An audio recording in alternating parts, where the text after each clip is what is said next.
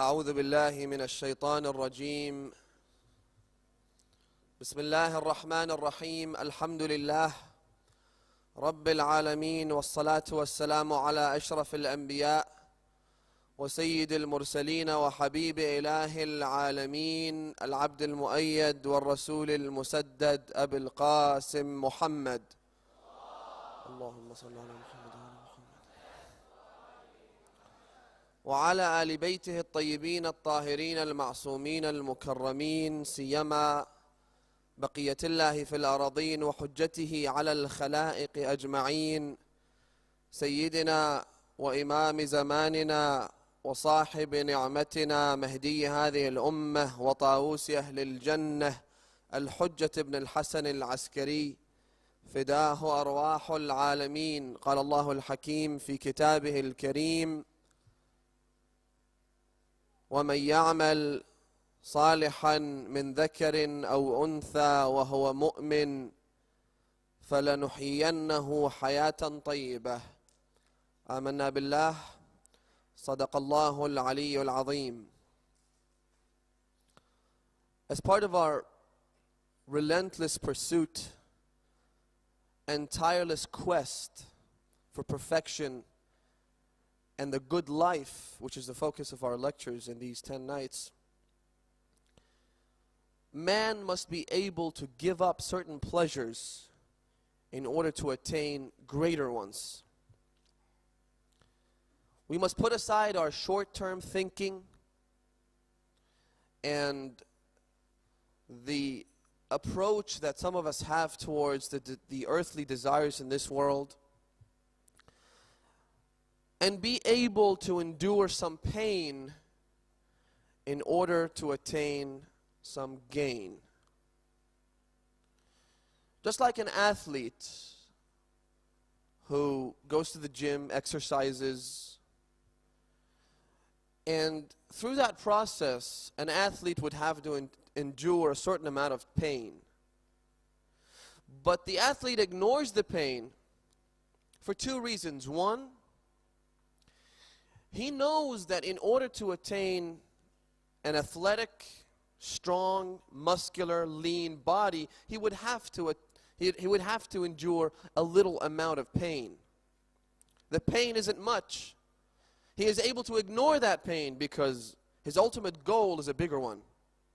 And when he remembers that ultimate goal, the fact that he will end up with a strong, muscular body, he ignores this little amount of pain because he is looking for that gain. The second reason is that the time an athlete spends in a gym is considered very short and transient compared to the relatively long-term effects of exercise. The long-term effects of exercise include being healthy, include having a strong muscular body, and so forth. And so that short amount of time that is spent in a gym is considered insignificant. And the athlete is prepared to ignore that and not pay too much attention to it because it is only, after all, a very short amount of time compared to a lifetime of healthy lifestyle. When a person drives in a bus or an airplane, the airplane is not exactly a place where you would expect the highest levels of comfort. Yet people are prepared to endure that because they are looking forward to the final destination. Once they disembark from the plane, they will go to their houses or they will go to hotels where they would have a better atmosphere and more time to feel comfortable, to settle down, and to have a better time. And so this short amount of time that they spend in a bus, a shuttle, a plane, is considered very transient, very short term, and so the ultimate goal justifies the means in this case. What we must understand, as we have explained before, this life cannot be without pain. It cannot be without suffering. This life was never designed to be a perfect utopian paradise. Obstacles, problems, they arise along the way.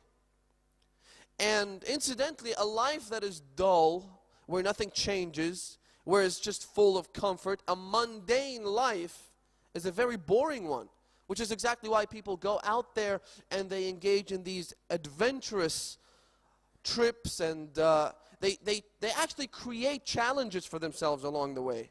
They create challenges because they know that a life without challenges, a life without obstacles, is a boring life. Even the rich and the famous are prepared to put all the comfort behind and go out on these adventurous trips and safaris and so forth. Because a life that maintains a constant level of comfort is a very boring one. Because we as human beings, we quickly get used to something, and as soon as we get used to it, it becomes mundane. When it becomes mundane, it becomes boring. When it becomes boring, people just can't stand it anymore, even if it's a very good, comfortable life. What we must understand is that this world, my friends, is not a perfect utopian paradise. There are always challenges. There are always difficulties. There are always obstacles that come in our way, in the way towards perfection. And this adds a flavor to life. This also brings life out of a state of being mundane. It also pushes us towards our limits and towards the edge, and so that we would become better human beings.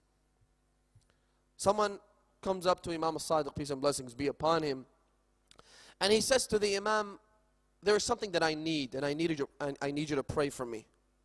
The Imam, because he has been endowed with the wisdom and the knowledge by Allah subhanahu wa ta'ala, he knows what that man wants the Imam to pray for. So the Imam simply tells him, do not ask that which is impossible. So the man, out of amazement, because he realized the Imam knows what he asked for, he says, what do you mean, O grandson of the Prophet? The Imam tells him, you are asking for comfort in this life. But comfort is something that Allah has never created and will never create, neither for the bad servants nor for the good ones. You just can't have a perfectly comfortable life. It hasn't happened to anyone.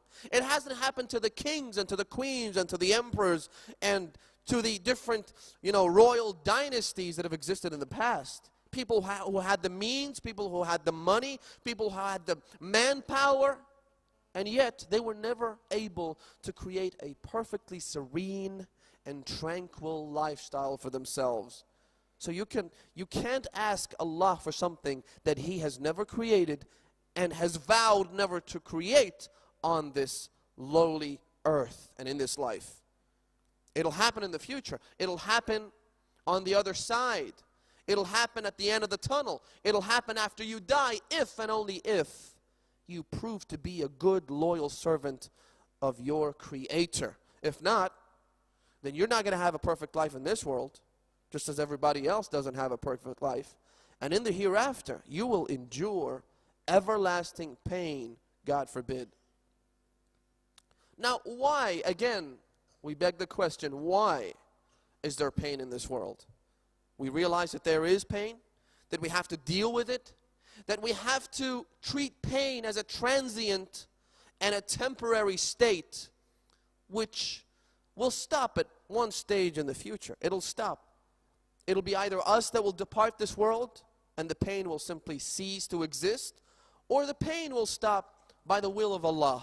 We realize that. But why is there pain when Allah, in the verse that we recite at the beginning of every lecture in this series, Allah promises us that if we do good while we have faith, be it man or woman, we will have a good life. This is exactly what Allah says. These are the exact same words of the Almighty, All-Merciful Allah in the Holy Quran.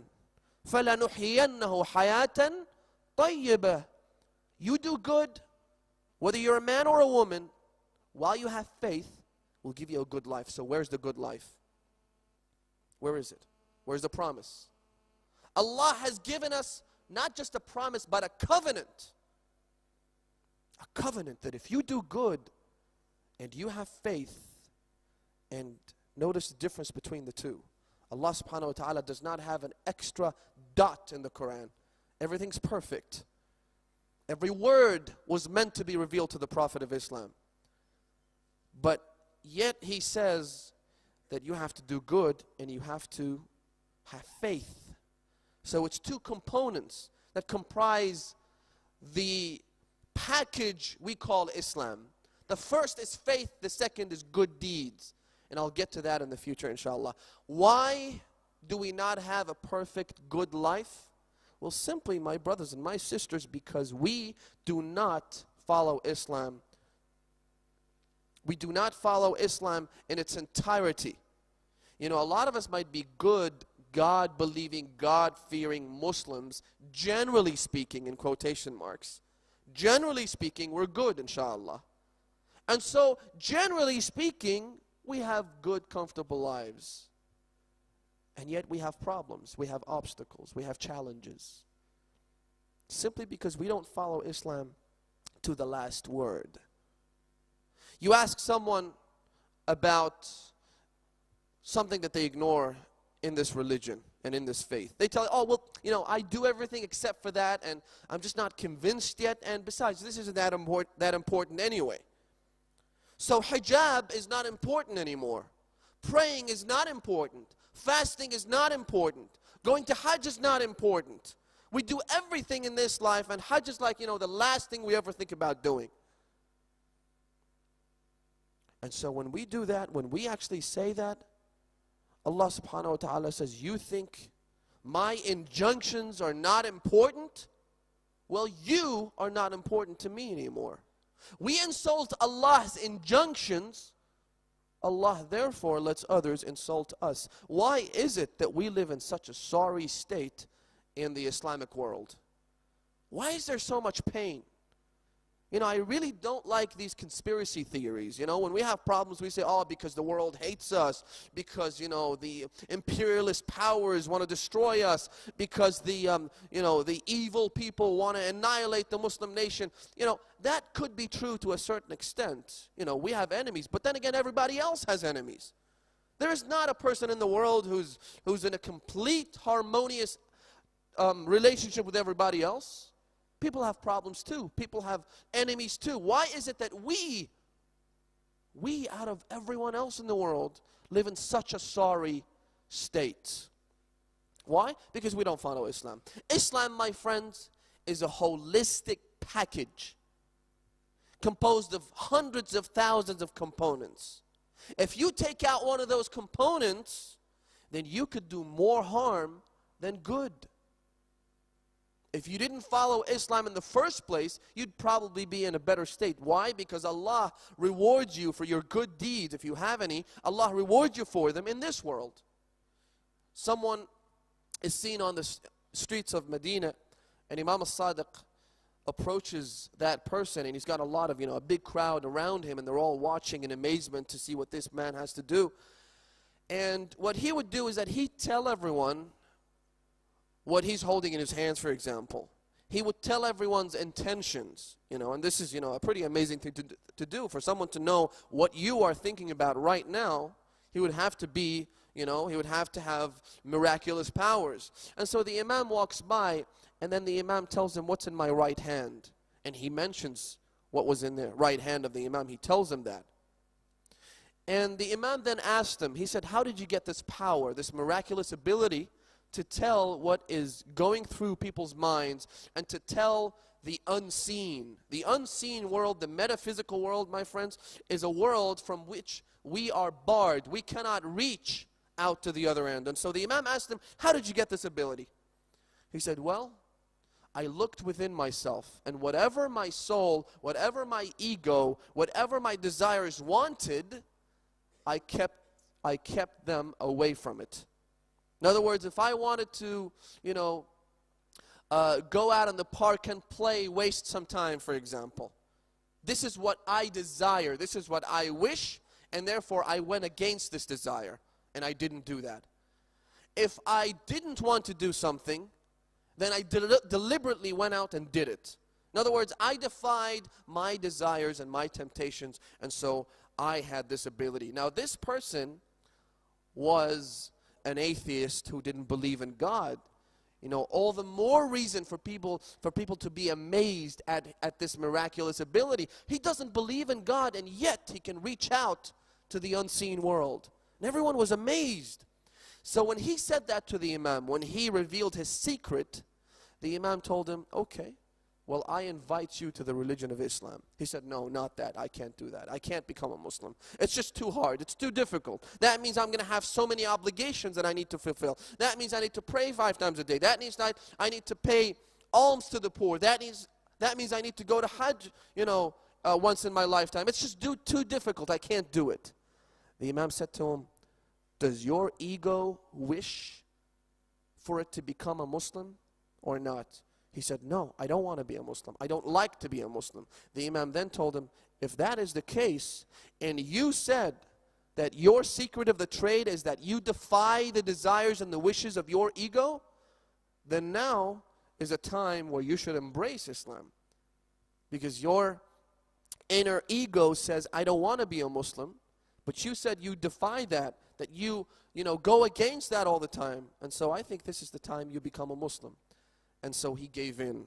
And he said, Ashhadu an la ilaha illallah wa ashhadu anna Muhammadan Rasulullah. Allahumma salli ala Muhammad.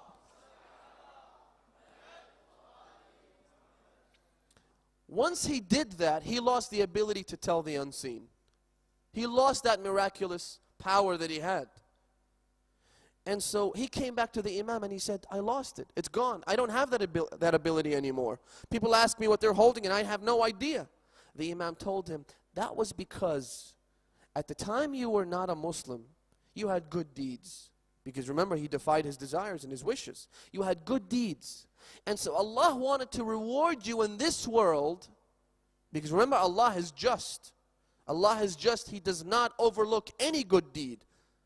It doesn't matter who it's coming from, be it a Muslim or a Christian or a Jew or an atheist. A good deed is a good deed. It doesn't matter who's performing it, who's doing it. And so Allah wanted to reward you in this world, but not in the hereafter. But now that you're a Muslim, Allah will reward you in the hereafter. And therefore He's taken away this ability that you had. It's difficult. And so you ask people, this isn't enough? People have problems because they don't follow Islam. So Islam, my friends, is a holistic package. Just like a car engine.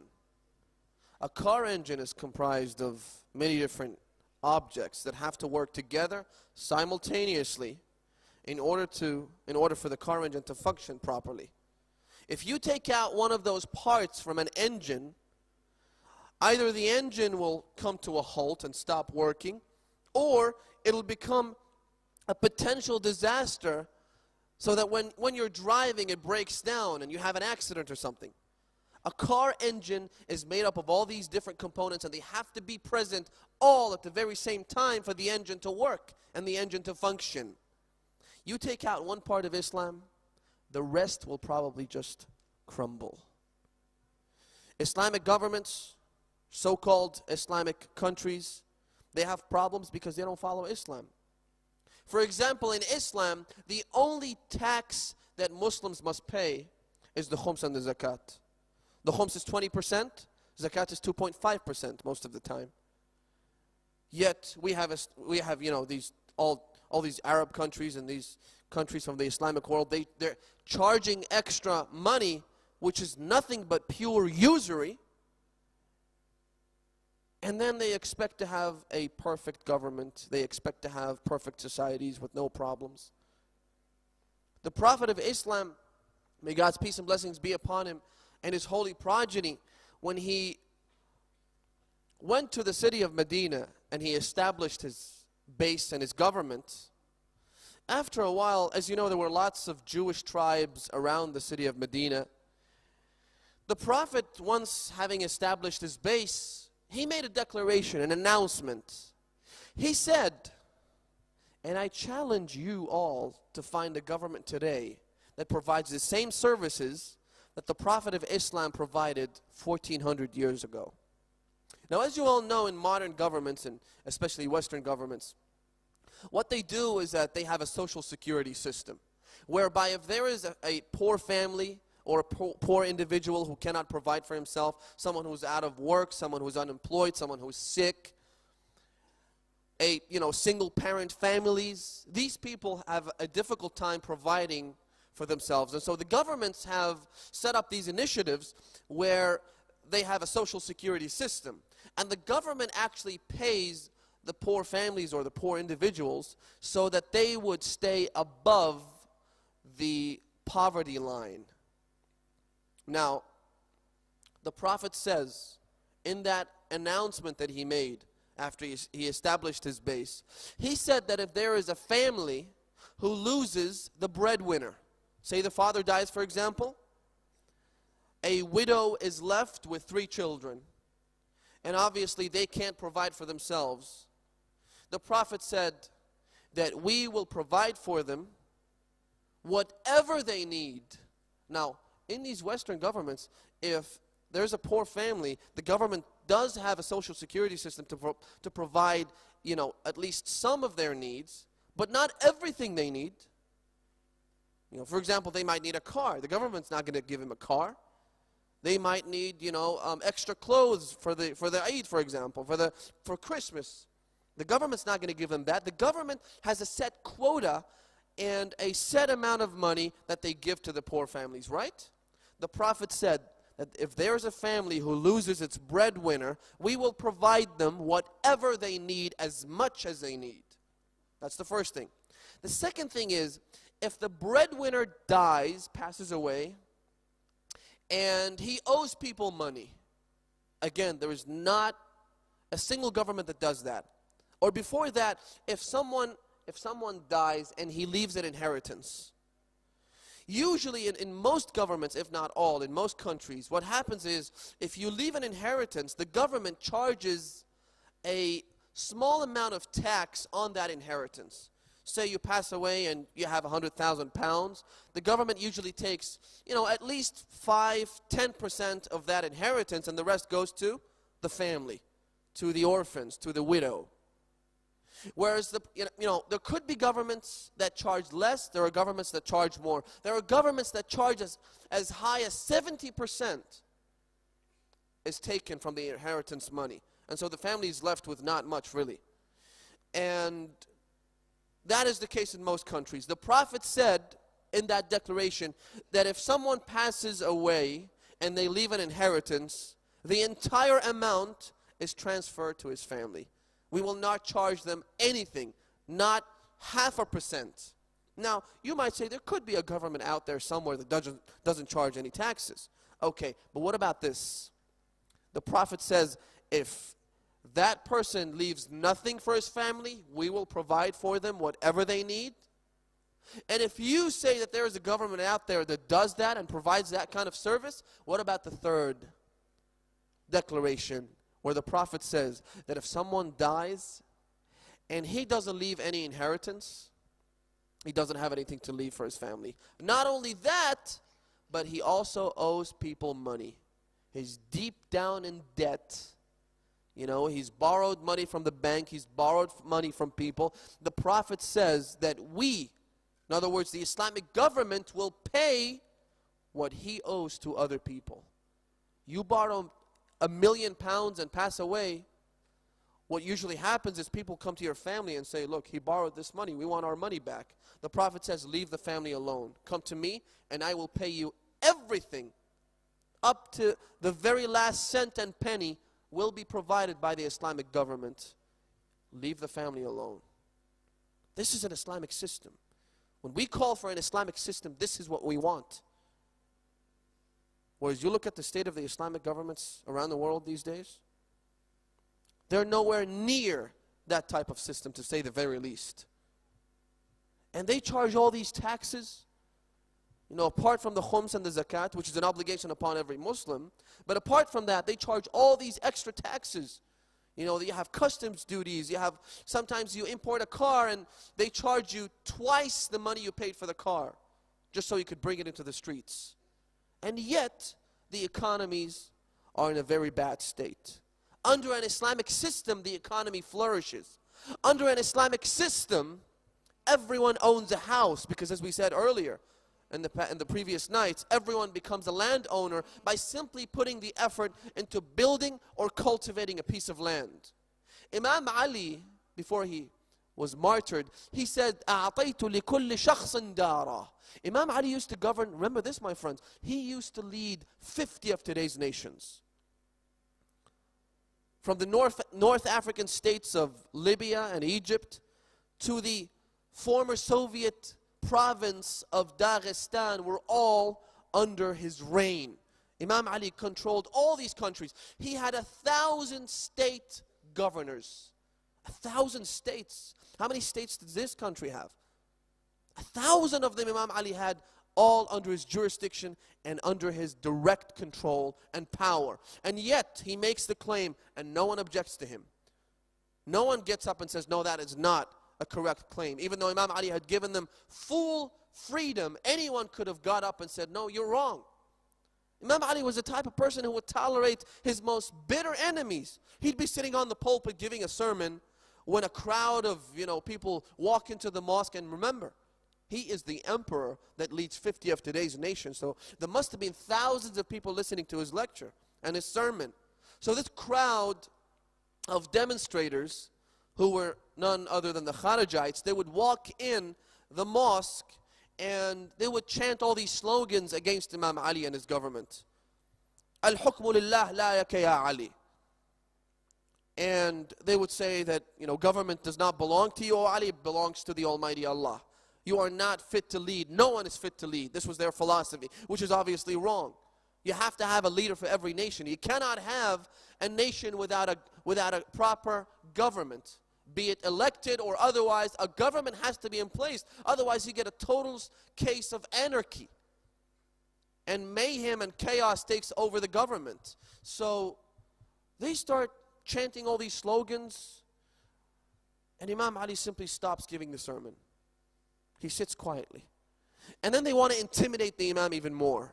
So they say, Al-hukmu lillah wa in aba Abu al-Hasan. Government belongs to Allah, none other than Allah, even if Ali ibn Abi Talib, Abu al-Hasan, even if Imam Ali objects to that. Imam Ali very calmly is sitting down and he says, La ya Aba Abu al-Hasan, I don't object to that. Government does belong to Allah. So Imam Ali had given them all this freedom. Anyone could have got up and said, no, the claim you are making is wrong. And Imam Ali made this claim. He said, I have given every single citizen in my country a house to live in. This is an Islamic government. We impose extra taxes. We oppress the people. We do things that we're not supposed to do. Of course we're going to end up with a government which is dysfunctional and a population which is below the poverty level. It is the action of our own hands, my friends. And so we say, this is not important, that's not important, this is not important. Faith is in the heart, a claim that we hear these days quite commonly. Oh, faith is supposed to reside in the heart. That's all that matters, the heart. For the heart to remain pure and good. Your action doesn't matter. Hijab isn't important anymore. I remember I walked into a dentist's office once. The dentist, he was a friend of mine, and it was my first time into his surgery. And he looked at me, and he was a bit surprised to see me. So he introduced me to his secretary. And he said, this is Carrie, and she's one of us. And I thought, one of us? What does he mean by that? One of us, as in she's also a fellow human being? Oh, hello, earthlings. She's a human being, all right, but one of us as in a fellow Muslim sister? Because I seriously couldn't see the resemblance between the description we see in the Holy Quran of modesty and chastity with this woman, because she looked like any other 18-year-old, blue eyes, blonde hair with her belly button showing. And she's one of us? What do you mean by that? I'm not talking about the faith that she holds and the beliefs that she has in her heart, because frankly, I can't be judgmental. I'm not the one that judges that. Allah is the only being out there that can make that judgment. But faith, my friends, is supposed to be translated into our action. Faith needs to come out and be reflected on our outside appearance. No, she's not one of us. She could be a Muslim in her heart, And that's, all well and good, and I respect that. But she didn't look like, she didn't exactly fit the description we see of Fatima al-Zahra, for example, when she walked out of her house, going towards the mosque in order to deliver her fiery speech, the amazing lecture that she gave. When she walked out, the hadith states, فَلَاثَتْ خِمَارَهَا وَاشْتَمَلَتْ بِجِلْبَابِهَا وخرجت في لمة من حفدتها ونساء قومها تطأ ذيولها ما تخرم مشيتها مشية رسول الله فدخلت المسجد ثم جلست فنيطت دونها ملاء. There are so many measures that Fatima al-Zahra takes so that no one gets to see her. She wears several layers of hijab. My sister's hijab is not just a piece of cloth. Hijab is a strict code of conduct. Fatima al-Zahra wears several layers of hijab. Then she comes out surrounded by many of her servants and her female relatives. And her dress is dragging along the ground when she gets to the mosque. I remember a brother asked me, she said, well, look, Fatima al-Zahra used to give lectures, didn't she? So, she was out there, she was in the public. I said, Fatima al-Zahra gave just one lecture, and this is the way she did it. She did it. Her dress would drag on the ground, so that there would be absolutely zero possibility of her feet showing, for example. Her face covered, and she'd walk into the mosque, she would sit down, and then there would be a curtain placed between her and the general public. ثم أنت أن فأجهش القوم لها بالبكاء. She moaned and everyone started crying when they heard that. This is Fatima al-Zahra. Carrie is definitely not like Fatima al-Zahra. When do women realize, and I'm talking about non-Muslim women, those who don't believe in the Islamic doctrine, when do they come to the realization that they are enslaving themselves? There was a time when slavery was legal, and women went through a lot of pain during that era. Women were enslaved, they would be abused. But now, look at what's happening. Thanks to all those liberation movements, women are voluntarily offering themselves to be enslaved by others. And they have a good time doing so. They actually enjoy it. And who doesn't? Who doesn't enjoy the extra publicity and the attention and the glamour and all of that? Who doesn't? Yet at what price? What is the price they're paying? I asked the brother today, and I said to him, are you into tennis at all? And he said, yeah, pretty much, We have the Wimbledon here. And I said, okay, what about women's tennis championships? Professional women's tennis championships. He said, yeah. I said, okay, can you mention one of the professional women's champions, the tennis players? And he sat there for a while, and he said, what's her name? The Russian girl. I said, bingo. Anna Kournikova. Why is it? Now, seriously, I have nothing against Miss Kournikova, and I sure as hell have nothing against the tennis as a game. I enjoy it myself sometimes. And frankly, I can't afford a defamation lawsuit alleging that I insulted her or anything. But I would have to say that she is a terrible role model.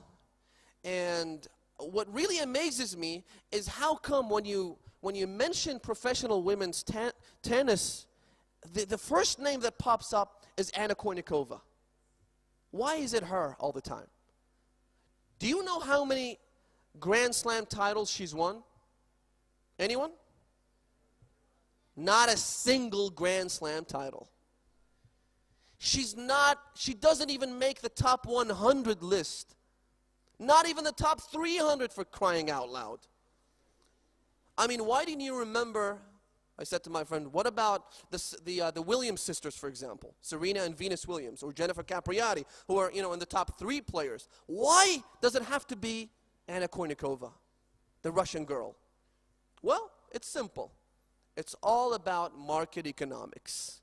You see, game organizers, they don't just rely on ticket sales, but they also rely on TV ratings. They have to have good TV ratings to survive. And so they need a good marketing strategy. And that's exactly when little good old Miss Kournikova comes in to save the day. How? Well, when they want to market, it's essentially a product that they're trying to sell. The product is the game. They're trying to make money out of that. And so those entrepreneurs, what they do is they have to have a good marketing strategy. And that is when the skirts have to get shorter. That's when the spotlights have to be directed at the more attractive players rather than the ones who are, they play good, but they're not as attractive as the blonde Russian girl. And that's exactly what you get.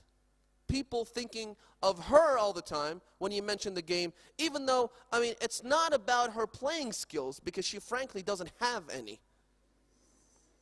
No, I'm serious, because if she did, she'd win something, wouldn't she? She wouldn't be on the billboards and magazine covers all the time. She would be on the court winning something. So it's not for the love of the game, as the motto goes. All those entrepreneurs care about is their skin. All they care about is how thick their eyelashes are. All they care about is how attractive their bodies are. That's all they care about. And at what price do they get all the glamour and the attention? What price? The real value of women. Now, again, as I said, it's not womanhood that is being sold as a commodity here. Oh no, God forbid that ever happened. No, it's actually women being used in order to market another commodity. How low is that?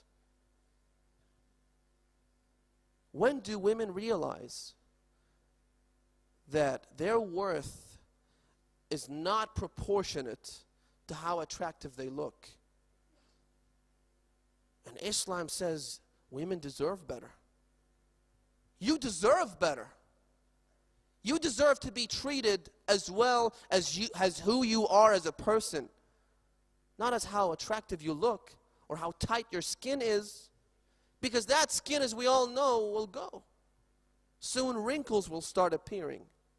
And when that happens, they will never, ever, mark my words, they will never make the cover of Clio, Vogue, and Cosmopolitan ever again. And that's just further proof that this is all they care about. It's the skin. Who's the victim? Women. And the other victims, men who actually fall for the deception and end up with nothing but a false fantasy, which is nothing but hot air. The value of womanhood is degraded, my friends. Women become parties to their own objectification. They degrade themselves even further. Whereas look at Islam, look at these role models that Allah subhanahu wa ta'ala has provided us with.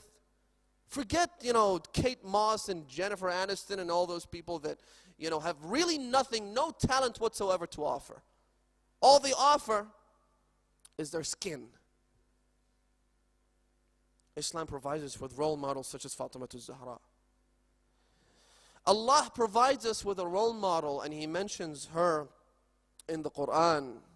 And He says, ضَرَبَ اللَّهُ مَثَلًا لِلَّذِينَ آمَنُوا. Allah gives an example to those who believe. Now, notice Allah subhanahu wa ta'ala is not saying Allah's giving an example to the women who believe or the men who believe. No. This is a general example from which we can all learn. ضَرَبَ اللَّهُ مَثَلًا لِلَّذِينَ آمَنُوا امْرَأَةَ فِرْعَوْنَ. The wife of the Pharaoh Ramses II. What about her? Here we have a chaste woman, a modest woman, a God-fearing, God-believing woman, a woman who had all the means to enjoy herself. After all, she was the wife of a person who claimed to be God of the world. And she would have had everything she ever wanted. And yet, what did she want? She said, "Oh Allah, build me a house in paradise next to you. That is under the shadow of the mercy of Allah subhanahu wa ta'ala. I don't want Fir'aun. I don't want his money. I don't want the comfort that I receive in his vicinity. I want you, O Allah. I want a house in paradise next to you." What did Fir'aun do to her? Fir'aun actually arrested her. He had her tortured. And at the end, he had someone bring a very long nail, and he inserted that nail into her eye, and then the next eye, and then finally into her heart, and killed her. This was Asiya, the wife of Fir'aun. This is a role model for all of us to follow. Not those celebrities that have nothing to offer but their skin. Islam, notice this, subhanAllah. Imam Ali gives the best description of a woman in the Holy Quran, in one of his traditions. He says, "Al-mar'atu rayhan." And there is so much we can extrapolate from this very short sentence. A woman is a flower. Now, the first thing we can learn is that a woman can be a beautiful person that can make the difference between a happy, loving family and a dysfunctional one. We can also learn that with beauty comes delicacy, comes weakness. But is that weakness bad or is it good? The difference between a flower and an iron rod is clear. You say that the flower is delicate. The delicacy itself is a part of its beauty.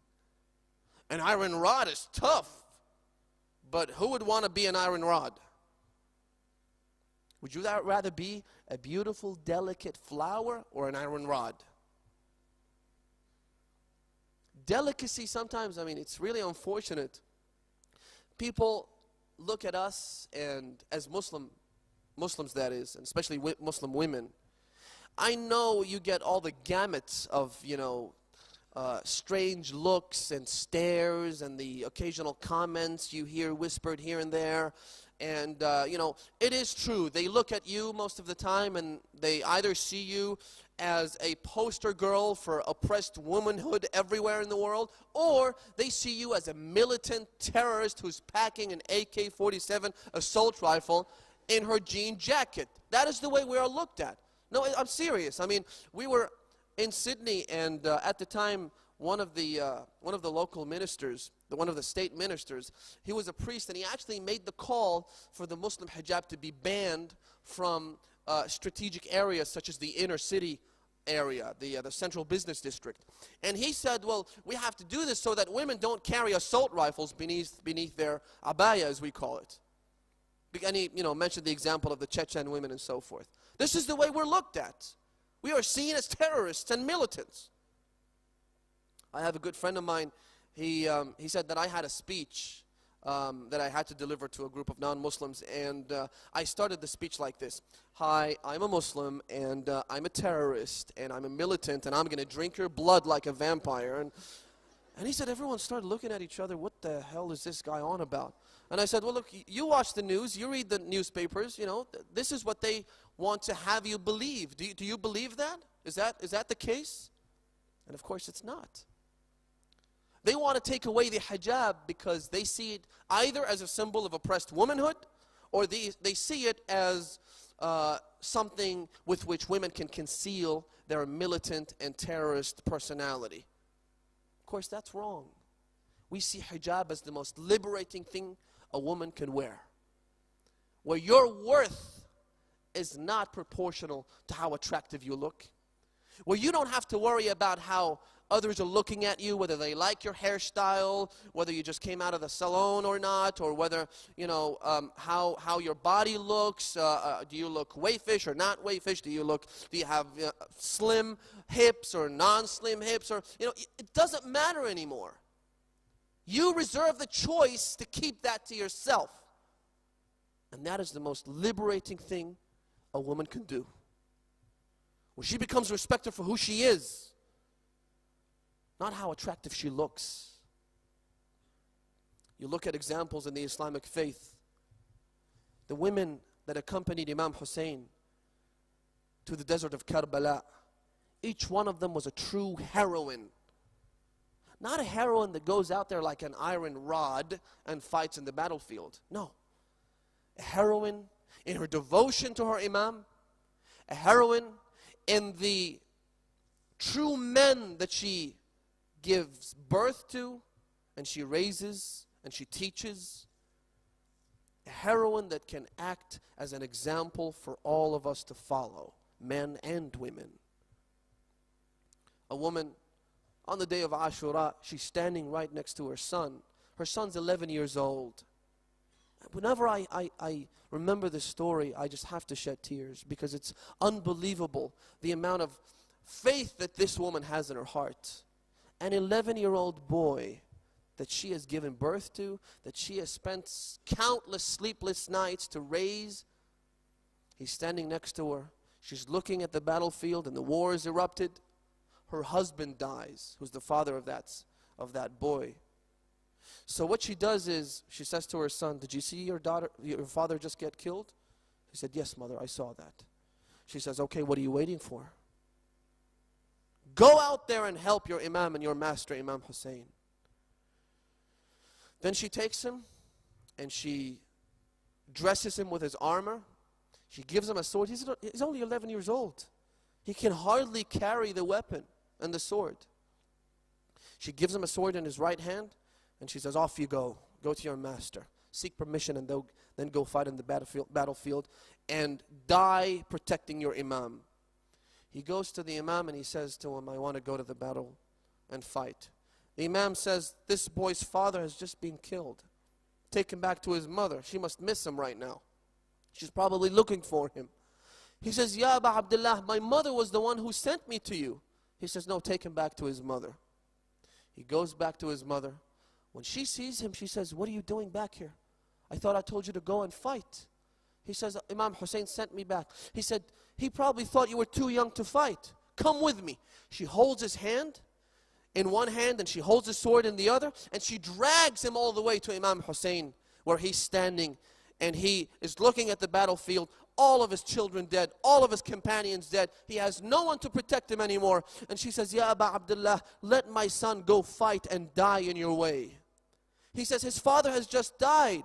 She says, "Ya Aba Abdullah, أتثكل أمك الزهراء بولدها ولا أثكل بولدي?"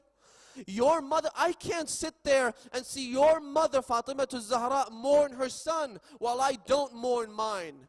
My son has to go out there and fight in your way until he dies. And Imam Hussain cries and gives him permission to go. He goes out there. His name is not mentioned in history. All we know of him, he doesn't even introduce himself. He goes out there and he recites the famous poem, "Amiri Husaynun wa ni'mal amir salil fuad al-Bashir al-Nadhir." He doesn't say who I am. He says, "My master is Imam Hussain, the grandson of the Holy Prophet of Islam." He goes out there, he fights, he kills a few of those vicious animals, then he dies. They decapitate him, they sever his head and throw it towards his mother. His mother holds the head, she kisses it, and then she says, "Thank you, my son, for you have given your life in the way of your master, Imam Hussain. I can finally, on the day of judgment, I can look in the eyes of Fatima al-Zahra in pride, and I say, oh Fatima, your son died in Karbala, but so did mine, saving him."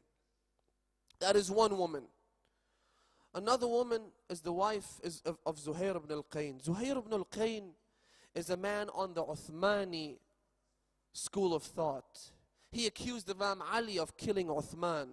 He hated Imam Ali, he hated Imam Hassan, he hated Imam Hussain. In one of the stopover stations along the way towards Kufa, he meets with Imam Hussain. He has his own tent. He's sitting there with his wife, his brother, and his mother. Imam Hussain sends a messenger towards his tent, and he says to him, the messenger says, answer the call to your Imam. He says, you know, this is what I've tried to avoid. I don't want to go see him. His wife is sitting down. She says, how could you not answer the call of your Imam when he's calling you? He's asking you to go. Get up and go to your Imam. And so he feels humiliated. He stands up, he goes towards Imam. He enters the Imam's tent while being a Uthmani, but he leaves the tent only a few moments later while being a Husseini. He goes back to his tent. He says to his wife, you are now divorced. I want you to go with my brother and my mother, because I will not be returning. I will go with my master, and I will die protecting him. His wife says, how could you leave me, go and die in the way of protecting your Imam while you let me go back to my comfortable life? I swear to God I won't let you go by yourself. If Lady Zainab has to be enslaved and she has to be captured, so will I. And she hits her head against the pillar and the pole in the tent, and she starts bleeding, and she says, this is a sign of my devotion. I want to be enslaved along with Lady Zainab. And so he takes her along with him. This is another woman.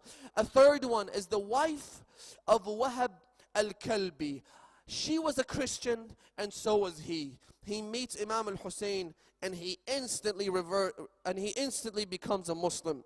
He becomes a Muslim. His wife remains a Christian, and so they were newlyweds. They had just got married only a few days before.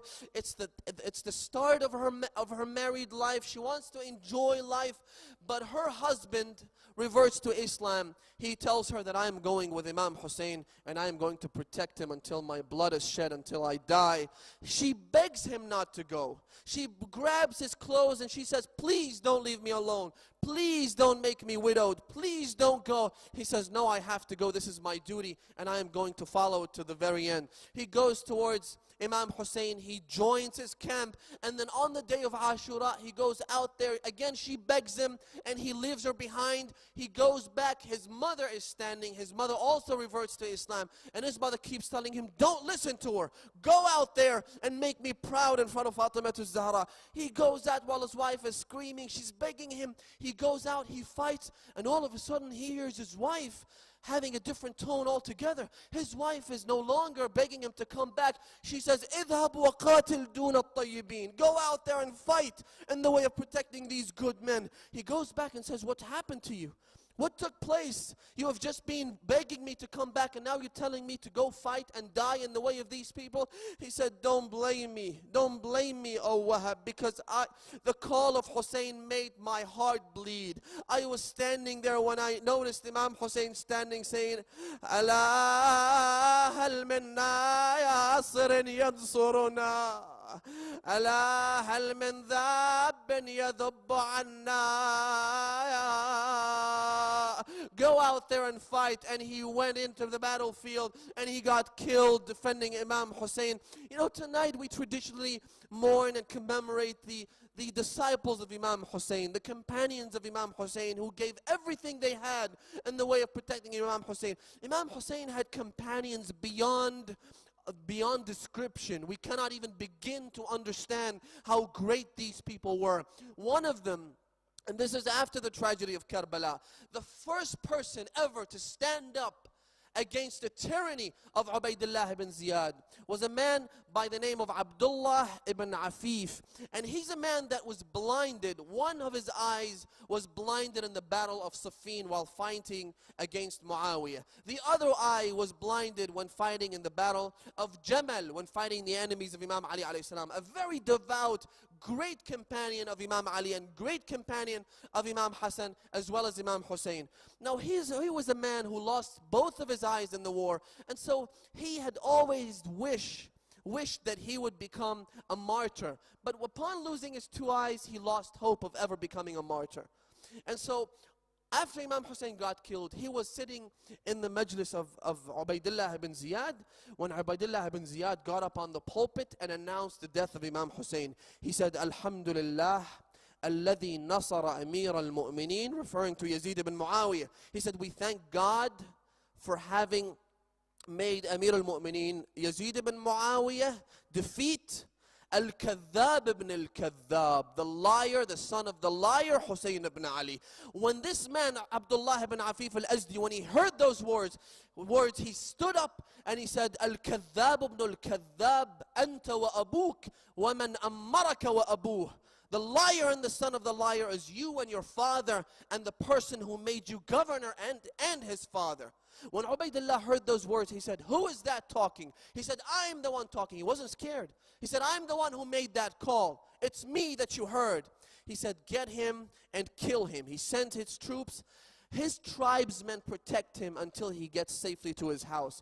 When he enters the house, Ubaydullah ibn Ziyad sends his troops in again. And at the time, before he goes back to his house, Ubaydullah ibn Ziyad says, who are you? And he asked them questions. He said, don't ask me about who I am, but ask me about you and your father. Who are you to accuse Imam Hussein of being a liar and a son of a liar? Who are you?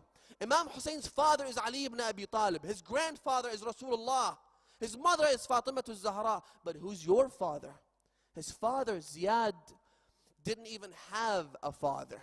He was called Ziyad ibn Abi. And he was a man whose father was named Ubayd. He was married to his mother. But when he was born, Abu Sufyan said that he's my son and not yours. And so there was, such a big mess in this family. His father's not known, his grandfather's not known. And so he told him, how could you ask me about who I am? Ask me about you and your grandfather. Your father and your grandfather. So he sends his troops after him. They chase him to his house. Remember, he's blind.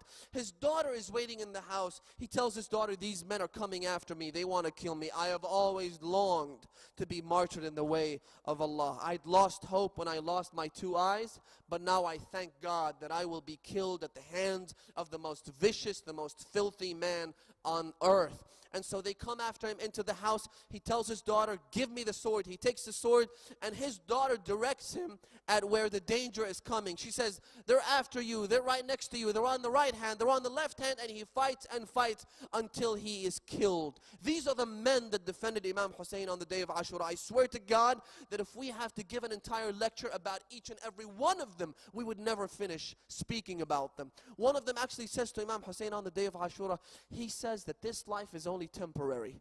But I swear to God that if this life was not temporary, if this life was eternal, I would still rather be killed defending you than to live in this lowly earth, even if it is for eternity. Another person says to Imam Hussein that I would rather be killed, be decapitated, have my body burnt and my ashes thrown and dispersed 1,000 times, that being repeated upon my body. I would rather be killed in your way, even if that has to happen to me.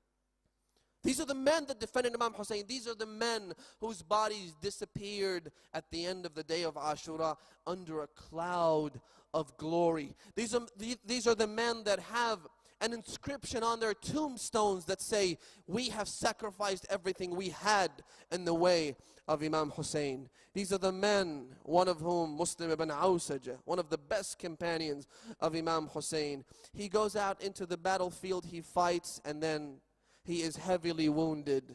He falls down and he's about to die. Imam Hussein goes towards him along with Habib ibn Mudahir, who is another great companion of Imam Hussein. They go together towards Muslim ibn Awsajah, who's just about to die. He's breathing his last breaths of life. And Imam Hussein thanks him. He thanks him and he prays for him. Habib ibn Mudahir, they both come from the same tribe, Muslim ibn Awsajah and Habib ibn Mudahir. So Habib tells him, "O Muslim, if only I knew that I would be living any longer than you will. I know that I will be following your way and I will be following your footsteps. I will be dying soon after you. But if there is anything you wish to tell me, if there is any wish that you want me to know about, please tell me, this is the time to tell me. He says to him, "Oh Habib, I do not ask you for anything. I do not ask you to take care of my family. I do not ask you for any earthly desires, but I ask you for one thing, and there is only one wish in my heart, and that is for you to die defending this lonely man." And he pointed towards Imam Hussain alayhi salam. "This man will be lonely. He will be left on his own, oh Habib. So please do everything you can and die in the way of defending him." Well, I ask Muslim ibn Awsaja, and I ask Habib ibn Mudahir, and I ask Wahab al-Kalbi, and I ask all these loyal companions, where were you on the afternoon of Ashura when Imam Hussain looked towards the right and then towards the left, and he saw nothing but butchered bodies, severed heads, and he called out, "Ah, يا أبطال الصفا ويا فرسان الهيجا ما لي أناديكم فلا تجيبون." Why do I call upon you but you do not respond? وأدعوكم فلا تسمعون. لما رأى السبط أصحاب الوفا قتلوا. لما رأى السبط أصحاب الوفا قتلوا. نادى أبا الفضل أين الفارس البطل. لا حول ولا قوة إلا بالله العلي العظيم. إنا لله وإنا إليه راجعون.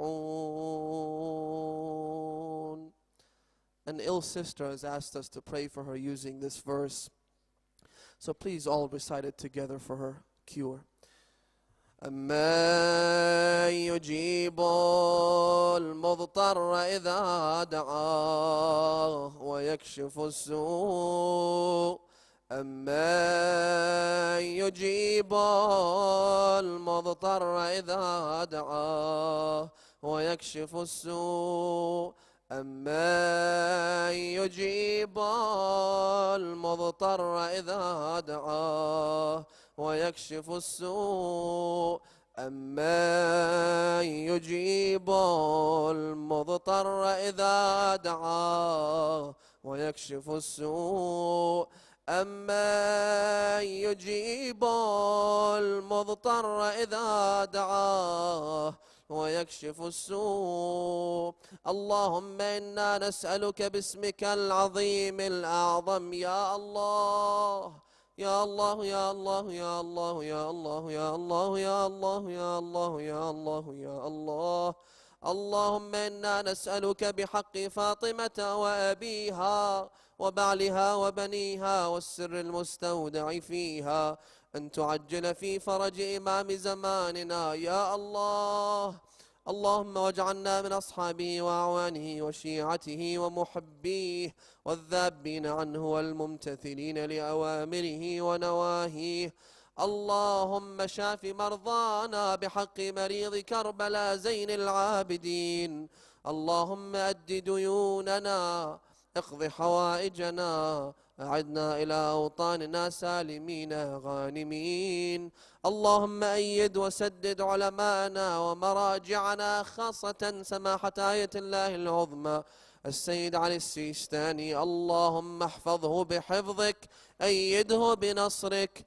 اللهم وارحم موتانا وموتى الحاضرين، وإلى أرواحهم نهدي ثواب سورة الفاتحة مع الصلوات.